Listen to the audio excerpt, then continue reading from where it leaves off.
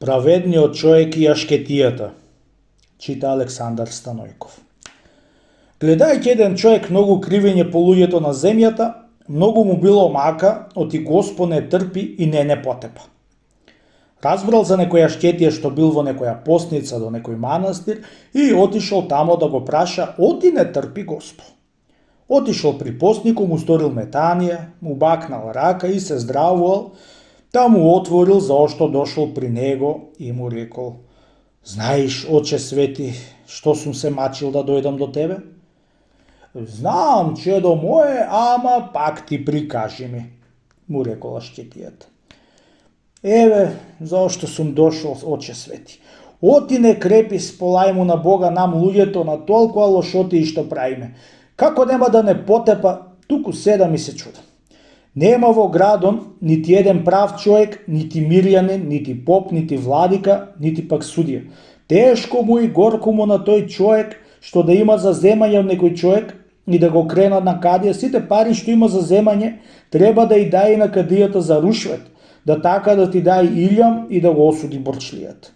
Што да ти кажувам, Оче, ниту тој што има да зема аир ќе види од парите што ќе иземи со суд, нити па аир ќе види тој што има за давање. Друго уште поголемо зло имаме, Оче, од попоите и владиците. Ако му се роди дете некому, не може да го откупи со пари од попот да го крсти. Мнозина сиромаси си и држат децата некрстени.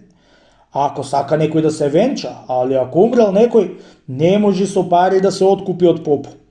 Со една реч, Оче Свети, сега е времето што се вика излезете мртви, да влезиме живи и друго ништо. Чунки сите сме се запрегнале да се изеиме живи. На ова згора што велиш, Оче Свети, нема да биде потоп ембрго? А ако загуби некој нешто, али ќе се со пари, му рекол ашкетијата, има луѓе што да го најдат и па да го вратат? Имат по некој човек таков што да најди нешто, али ќе се со пари и да клава тејал да вика низ чаршија, кој си загубил нешто да појде у тејало и да си го земи, му рекол човекот. Дури има такви луѓе, чедо, што да најдат нешто и да го кажат, нема да дојде второ пришествие.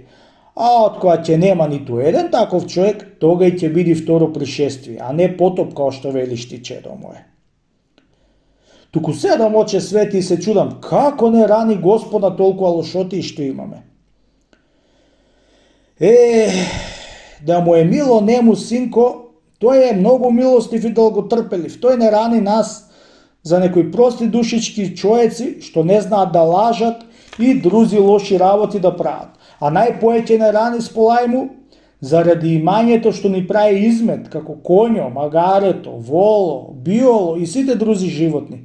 Ете така да знаеш, чедо, и многу да не се косиш за целиот век, чунки веков си има Стопан што го наредил и тој го подржува. Ти само да се радуваш, оти ти е гладна и жедна душата заради правината и за тоа дешто ќе добиеш венец на тој век. При се што ти реков да не се косиш, чедо, немој да се остаиш од да се молиш на Бога за тебе и за целиот свет, да ни прости за нашите греови и да не разуми сите да се милуваме еден други како браќа. Од која ислуша тие збори човекот од ашкетијата, му бакна рака и си отишол дома спокоен до некаде.